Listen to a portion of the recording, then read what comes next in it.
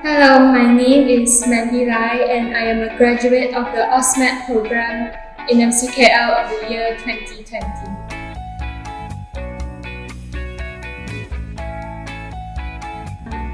I had a senior in high school who also completed her pre-university program here at MCKL, and I have only heard good things about this college. The school fees are more than reasonable, and the scholarships they are quite generous with their scholarships as well. At that point, I was pretty much convinced that MCKL would be the college for me, but what sealed the deal for me was when a close friend of mine mentioned that the MCKL canteen had good and cheap food.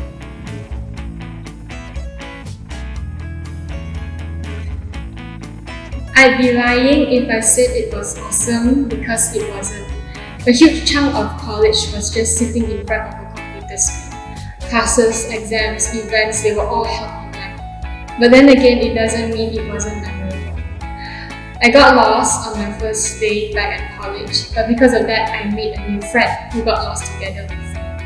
I also remember one time where one of my classmates barely recognized me without my mask on, but because of that, we had something to laugh about. So my journey at MCKL has really taught me to look more on the bright side.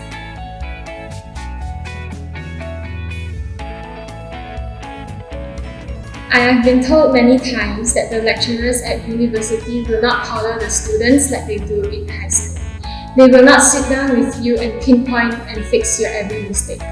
The lecturers at MCKL neither spoon-feed us nor do they leave us to drown in a sea of information, which was a really good start for me as well as my peers. I had this one particular lecturer who would answer our questions with another question, which was really frustrating, but as time went by, I realized that I became a more independent learner.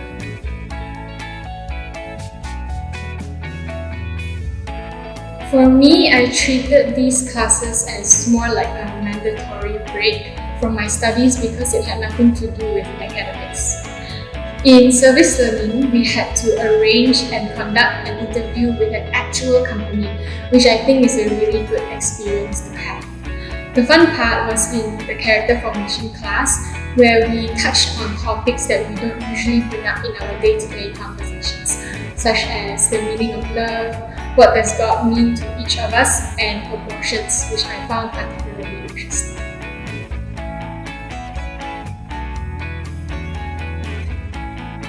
I would like to tell them that if you still have no idea what you want to do in the future, it's okay. For me, I was also very stressed at that time about what I would do, because nothing seemed to excite me, and many nights I went to bed stressed and anxious because I couldn't figure out what path I wanted to take. Then I realized, with the help of my mom, that there is no such thing as a perfect plan, and that there's a high possibility that most of your peers are in the same boat as you. So my advice would be to not overthink it, take a step at a time, and the answer will come eventually.